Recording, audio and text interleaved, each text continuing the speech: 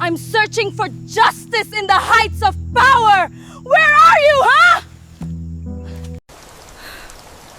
I searched the heights. I sussaged the earth.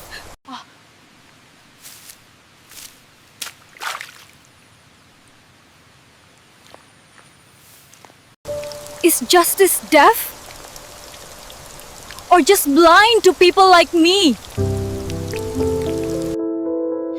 Di negeri bernama Republik, tempat suara rakyat katanya berpijak, 9 naga menari tanpa bunyi, tapi gemuruh langkah mereka mengguncang istana dan istal, meja parlemen dan harga sembako.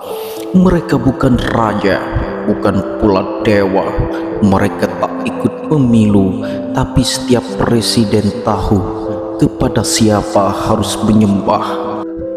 Politik tanpa ekonomi adalah ilusi, dan ekonomi tanpa keadilan adalah penindasan.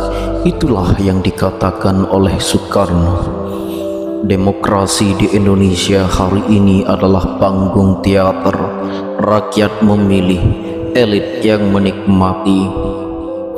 Di balik kandidat yang tersenyum dari baleho, tersenyum dari baleho, tersembunyi sponsor tak bernama, para konglomerat yang menyuntik dana miliaran, bukan untuk idealisme tapi untuk lisensi bisnis abadi.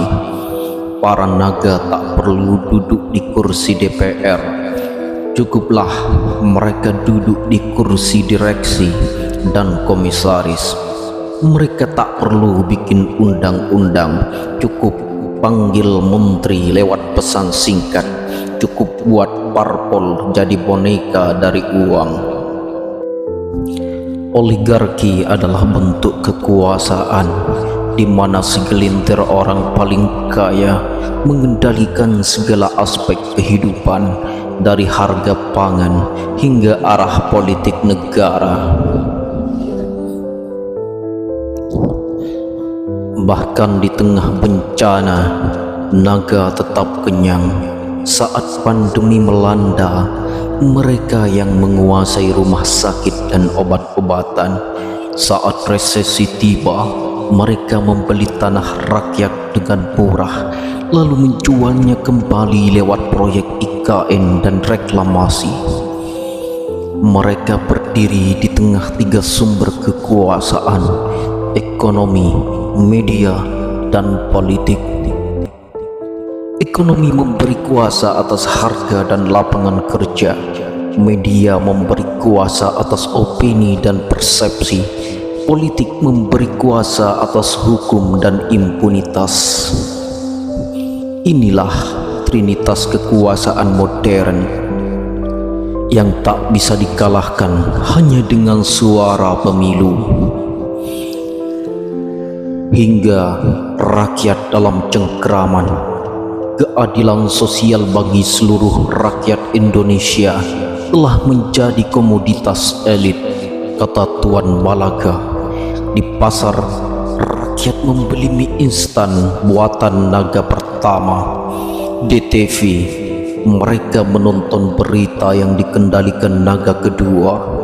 Di rumah sakit, mereka berobat dengan harga naga ketiga. Di bank, mereka meminjam dari naga keempat. Lalu di TPS, mereka memilih calon yang dibiayai semua naga tadi. Apakah ini kebebasan ataukah hanya ilusi? Kita bukan rakyat merdeka, kita rakyat yang dibungkus kemasan demokrasi yang isinya adalah transaksi, bukan aspirasi.